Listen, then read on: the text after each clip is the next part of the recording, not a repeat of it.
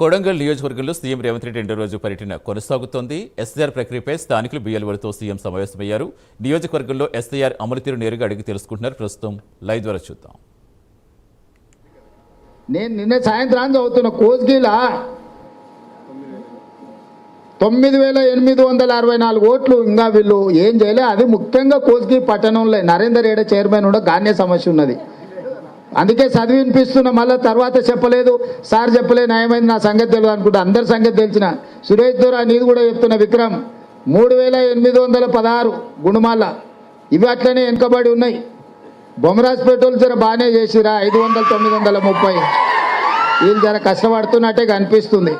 81% పైన బాగానే లైన్లకు లాక్కొచ్చారు. ఇంకా కొంచెం ఉన్నది, ఏం గెలింది కానీ తోక మిగిలింది బొమ్మరాజ్పేటలో. ఇక మీరు ఆ తోక కూడా బయటికి తీయాలి. అదే 82% వచ్చారు, మీరు జర బాగానే ఉన్నారు. ఇక ఆ తోక కూడా బయటికి తీయరు. దుద్యాల 5,460 ఓట్లు ఇంకా చేపించేది ఉన్నది. కొడంగల్లో కూడా కోసుకోలు వెనకాలనే ఉన్నారు సార్, అనుకోని 8,205 ఓట్లు ఇంకా కొడంగల్లో కూడా వాళ్ళతో పాటే నడిపిస్తున్నారు. మరి అందుకే ఈరోజు 8 మండలాలలో కలిసి 54,635 ఓట్లు మీరు ప్రక్షాళన చేసే పరిస్థితి ఉన్నది. 22% ఇది. 78-79% వచ్చినాయి. 21-22% మండలాల వారిగా ఇగో ఇది లెక్కనే. ఇక నాయకులందరికీ నేను ముందే చెప్తున్నా, వాళ్ళది ఏం తప్పులేదు, మీదే ఉన్నది విషయం అంతా. ఈడ ఎన్నుకున్న వాళ్ళదే ఉంది, ముందల వాళ్ళది ఏం లేదు.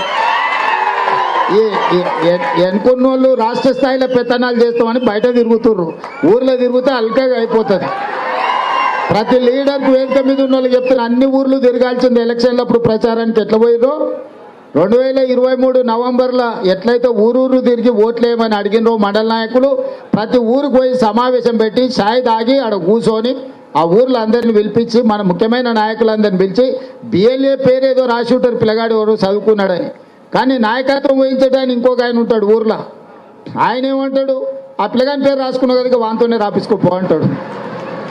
నన్ను అడిగినవా నాకు చెప్పినవా అంటాడు.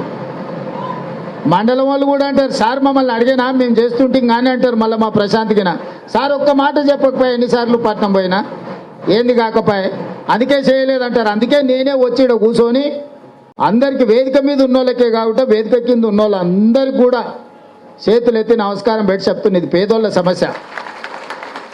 ఇది నా సమస్యనో నీ సమస్యనో తెల్లబట్టలు వేసుకున్న వాళ్ళ సమస్య కాదు.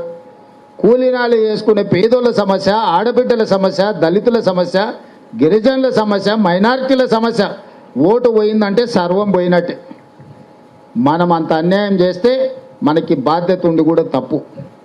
అందుకే సర్పంచులు కానీ, స్థానికంగా ఉండే నాయకులు కానీ, మండల స్థాయి నాయకులు కానీ పూర్తిగా దీని మీద ప్రత్యేకమైన దృష్టి పెట్టి పని చేసి ఏ ఒక్కరికి అన్యాయం జరగకుండా దీన్ని అంతా కూడా ప్రక్షాళన చెయ్యాలి. మరి కొడంగల్తో పాటు ఇటు నారాయణపేట జిల్లాలో రామ్మోహన్ రెడ్డి గారు అయితే ఆయన్నే సొంతంగా ఊరూరు బూతు తిరుగుతాడు. పరిగిల పెద్దగా మనం ఆలోచన చేయాల్సిన అవసరం లేదు. మరి మా మనోహర్ ఏం చేస్తుండో, ఎకరాలు కొని గజాల బకరాలకు అమ్ముతుండేమో తెలియదు, కానీ అదొక 10 రోజులు మా మనోహర్ వాయిదా పెట్టాల్సిందే.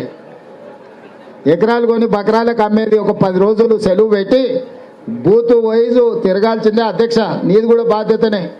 జిల్లా మొత్తం శివన నారాయణపేట మా డాక్టర్ అమ్మకు చెప్పి నువ్వే 84.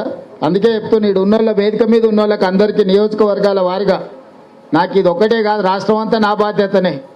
అందుకే ఇటు ఉన్నోళ్ళందరికీ ఇక్కడ వచ్చిన వాళ్ళకి ఇంట్లో గెలిచి రచ్చ గెలవాలన్నారు. కొడంగల్ అగిన అనే దెబ్బ తగిలిందంటే రాష్ట్రంలో ఏం చెప్పినా ఉత్తజోలే అవుతుంది. అవునా? ఇప్పుడు నేనేనన్నా పోయి కొడంగల్ నుంచి పోయి వరంగల్ ఉపాన్యం ఇస్తే కొడంగల్ ఏం చేసినావు సార్ మా దగ్గర చెప్తున్నావు అంటారు. అవునా? అందుకే అందరికంటే నెంబర్ 1 మనం ఉండాలి. ఇలా పొజిషన్ నెంబర్ 1 మనకుంటే ఇందులో కూడా మన నెంబర్ 1 ఉండాలి. ఇలా వాళ్ళందరూ మన మీదనే పగబట్టి కదా పంచాయతీకి వస్తున్నారు. మన దెబ్బకే కదా బీఆర్ఎస్ వాళ్ళు, బీజేపీ వాళ్ళు మొన్నటి వరకు నిప్పు ఉప్పు లాక్కున్న వాళ్ళు, తాస్పాము ముంగిస లాక్కున్న వాళ్ళు ఇప్పుడు అల్లై బల్లై వేసుకొని తిరుగుతున్నారు చీకట్ల. మన దెబ్బకే కదా. అందుకే మనల్ని దొంగ దెబ్బ తీయాలని ప్రయత్నం చేస్తున్నారు. అందుకే మిత్రులారా అందరం అప్రమత్తంగా ఉండాలి. రాబోయే వారం రోజులు ఇక ఇంటికాడే సెలవు పెట్టుర్రి, ఇంట్లో కూడా చెప్పుర్రి.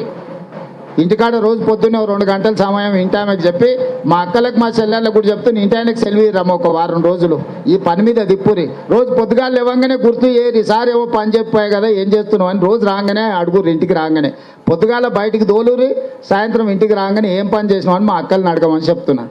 లేకపోతే వాళ్ళు చెప్పకుండా ఊర్లో వేసి చెట్ట కింద కూర్చొని పెత్తనం చేస్తారు. లేకపోతే 100 ఉంటే తాండూరు పోతారు, 1000 ఉంటే పట్నం పోతారు. మళ్ళీ దావతులకి ఇక తక్కువ లేదు. అందుకోసమని రోజు మా అక్కలకు అందరికీ చెప్పేది ఒకటే, పొద్దుగాల సార్ చెప్పిన పని ఏం చేస్తావని, సాయంత్రం వచ్చినాక సార్ చెప్పింది ఎంత చేస్తావని రోజు లెక్క అడుగుతారు. అంటే ఈ వారం రోజులలో అందరికీ న్యాయం జరుగుతుంది, పేదోళ్ళకు మేలు జరుగుతుంది. ఏ ఒక్క పేదోళ్ళ ఓటు కూడా పోకుండా చూడాలి. ఇది ఒక మైనారిటీలదో మెజారిటీలదో సమస్య కాదు, ఇది పేదోళ్ళ సమస్య. పేదోడు ఎవరి పక్కన ఉంటాడంటే కాంగ్రెస్ పక్కన ఉంటాడు. పేదోని ఓటు తీసేస్తే ఆటోమేటిక్గా అంత అయిపోయినట్టే అని వాళ్ళిద్దరు లెక్కలు పత్రాలు వేసుకొని మన ఢిల్లీకి పోయి కూడా రేవంత్ రెడ్డి దగ్గర 35,000 దొంగోట్లు ఉన్నాయని అన్నట్టు. అవునా? ఏం చూసు బీఆర్ఎస్ వాళ్ళు వాళ్ళ